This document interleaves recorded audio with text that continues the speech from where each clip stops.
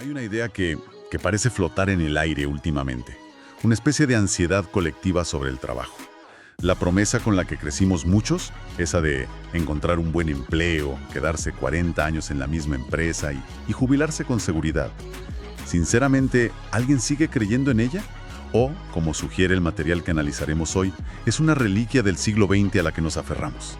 Hoy vamos a hacer un análisis a fondo de las ideas de la nueva seguridad, un texto de Alberto Núñez, que es un profesional en desarrollo organizacional. La misión es explorar bien su propuesta sobre un modelo que él llama la carrera de portafolio. Y es una propuesta que nace, de una observación muy cruda de la realidad. El texto argumenta que el mundo cambió, pero nuestra concepción de la seguridad, pues no lo ha hecho al mismo ritmo. Y esto no va de tener un trabajito extra los fines de semana para llegar a fin de mes, ¿eh?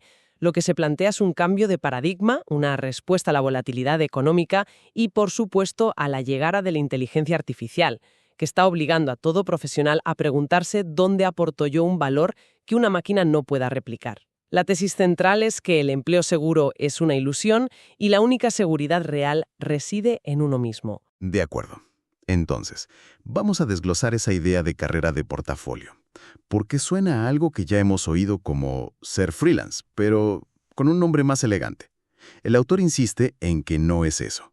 Lo define como un rediseño estratégico de la vida profesional. De hecho, cita al Portfolio Collective, que lo describe como una carrera donde se monetiza un conjunto diverso de habilidades, a través de múltiples roles, proyectos, fuentes de ingresos. ¿Cuál es la diferencia clave, entonces, con ser un autónomo de toda la vida? Pues mira, la diferencia fundamental está en la identidad y en la estrategia. El autónomo tradicional a menudo vende horas para ejecutar tareas. Ajá. El profesional de portafolio vende resultados, vende expertise. El texto usa un ejemplo que me parece brillante por lo simple que es.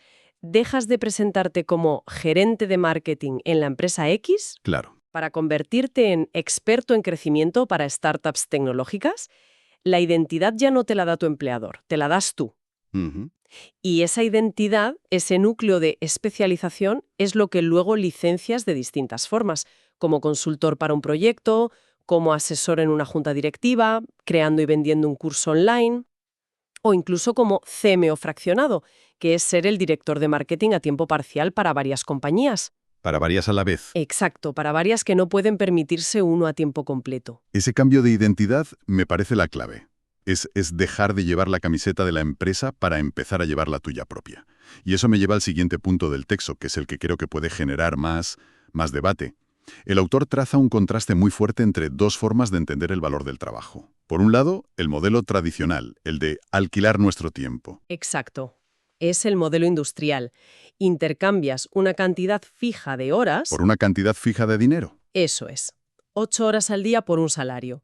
El problema, como bien señala el texto, es que tus ingresos tienen un techo de cristal. Las 24 horas del día. No puedes fabricar más tiempo. Por mucho que te esfuerces, tu potencial está limitado por el reloj. Es predecible, sí, pero inherentemente Sí. limitado. Y la alternativa que propone es la de licenciar la experiencia. Aquí es donde, según el texto, reside la oportunidad de crecimiento, pero también una verdad incómoda. Una verdad muy, muy incómoda. Y es que el mercado no paga primas por generalistas. ¿Por gente que es buena en todo? Exacto. Paga y paga muy bien por especialistas que resuelven un problema específico, doloroso y costoso, de manera excepcional. El valor ya no está en tu presencia física durante 8 horas. Está en tu juicio. En tu criterio, en tu capacidad de ver una solución donde otros solo ven un problema, primero construyes una reputación casi obsesiva en un nicho muy concreto. Te conviertes en la persona a la que todos llaman para resolver ese problema. Y una vez que tienes ese capital de credibilidad, entonces y solo entonces empiezas a diversificar cómo lo ofreces. Entiendo. Pero, claro, ese capital de credibilidad no paga las facturas por sí solo, al menos no al principio. Me imagino que el día a día de alguien con una carrera así es muy distinto. El texto debe de analizar las ventajas y desventajas, ¿no? Porque en teoría suena liberador, pero la práctica... Totalmente. Y el texto es muy equilibrado en ese sentido. No lo vende como una utopía. Empecemos por las ventajas, lo que el autor llama la nueva seguridad. El primer pilar es, y esto es una paradoja, una gestión del riesgo mucho más inteligente. De aquí es donde el autor le da la vuelta a todo lo que nos enseñaron. Sostiene que la idea de seguridad laboral es una ilusión peligrosa. De hecho, argumenta que tener una sola fuente de ingresos, ese supuesto empleo seguro, es el equivalente financiero a apostarlo todo a un solo número en la ruleta. Es la estrategia más arriesgada de todas. Exactamente esa es la analogía. Si esa única empresa tiene problemas o tu jefe decide que tu puesto ya no es necesario, tus ingresos caen a cero, de un día para otro. Es una fragilidad absoluta. Totalmente. En cambio, un portafolio con, digamos, un cliente a tiempo parcial, 2 proyectos de consultoría más pequeños y los ingresos de un producto digital, es inherentemente más robusto. Si pierdes un proyecto, es un golpe, claro, pero no es una catástrofe. No es el 100%. La seguridad ya no viene de la lealtad de una empresa, sino del diseño de tu propia estructura. Vale, el punto de la diversificación del riesgo tiene una lógica financiera aplastante, pero el texto menciona otra ventaja, el desarrollo acelerado. El autor lo vende como algo muy positivo, pero me pregunto, ¿saltar de proyecto en proyecto, de industria en industria, no te arriesga a convertirte en un todólogo? ¿Alguien que sabe un poco de muchas cosas pero no es experto en nada? ¿Cómo se compagina eso con la idea de que solo se paga a los especialistas? Esa es una pregunta excelente, porque toca el núcleo del modelo. A ver, el texto no aboga por ser un generalista sin rumbo.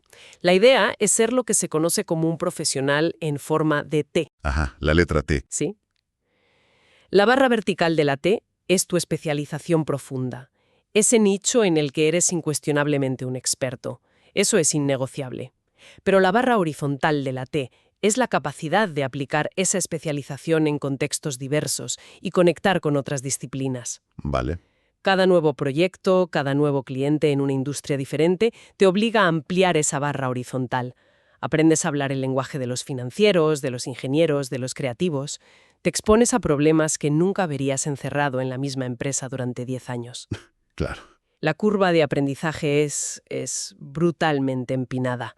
Y eso te convierte, a largo plazo, en un profesional mucho más valioso Ya. y adaptable. Entendido. Es profundidad y amplitud al mismo tiempo. Y la tercera ventaja que se menciona es probablemente la más seductora para muchos, la autonomía. El control sobre tu tiempo, tu ubicación y, sobre todo, sobre los problemas que eliges resolver. Pero aquí el autor es muy, muy claro. La autonomía total conlleva una responsabilidad total.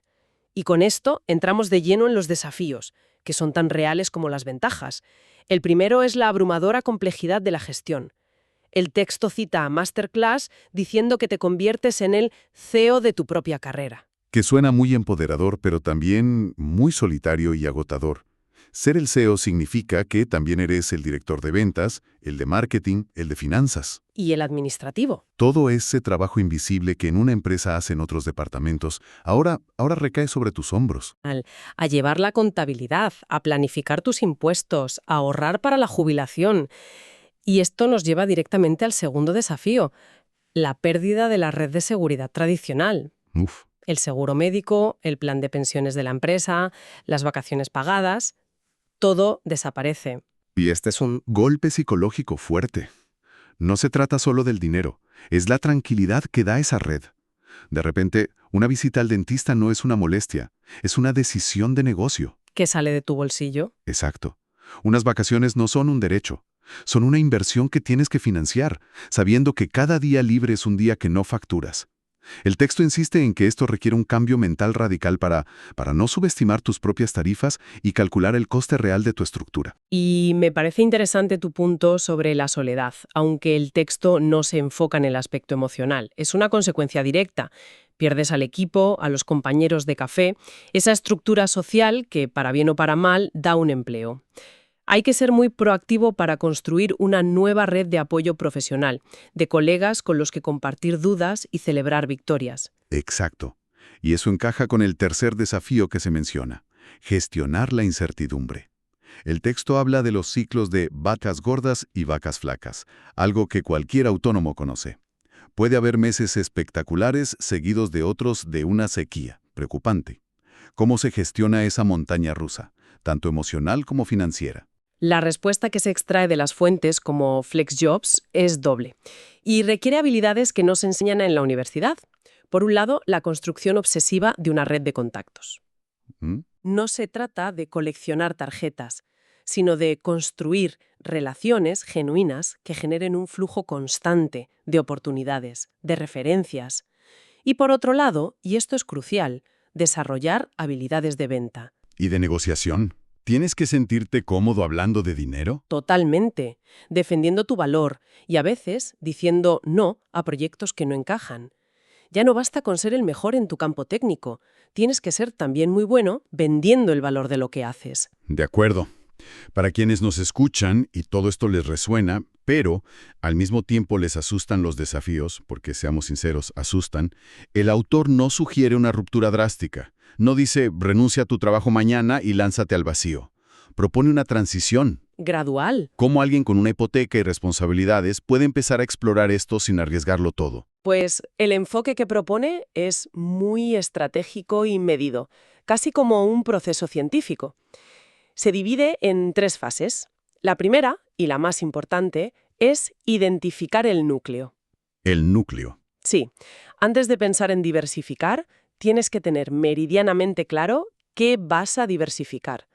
La pregunta fundamental que cada uno debe hacerse es, dentro de todo lo que sé hacer, ¿cuál es esa habilidad única por la que el mercado está dispuesto a pagar un extra? ¿Qué problema resuelvo mejor que la mayoría? Exacto. ¿Qué problema específico resuelvo mejor que el 90% de la gente? Hay que ser brutalmente honesto y definir ese superpoder profesional. Y una vez que tienes claro ese superpoder, ¿cuál es el siguiente paso?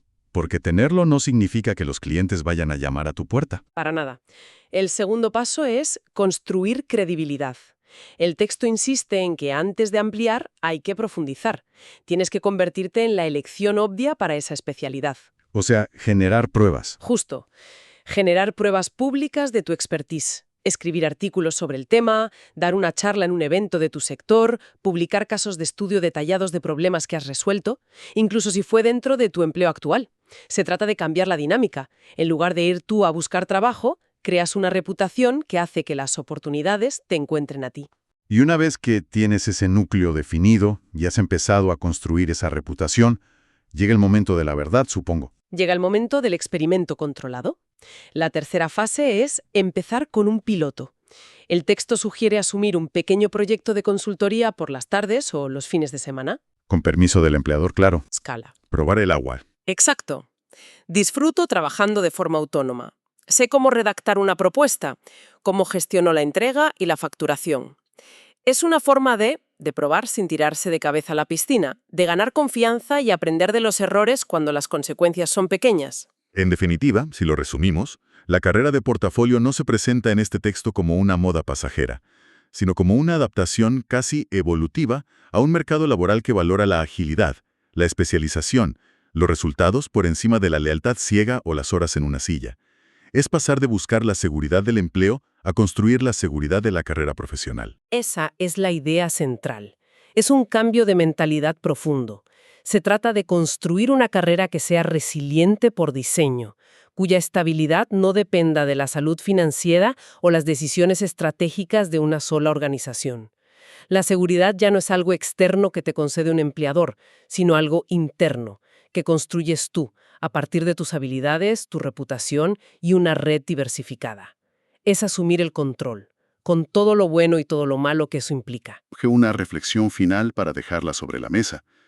A medida que este modelo se vuelva más común y más talento de alto nivel opte por esta autonomía, ¿cómo tendrán que cambiar las propias empresas?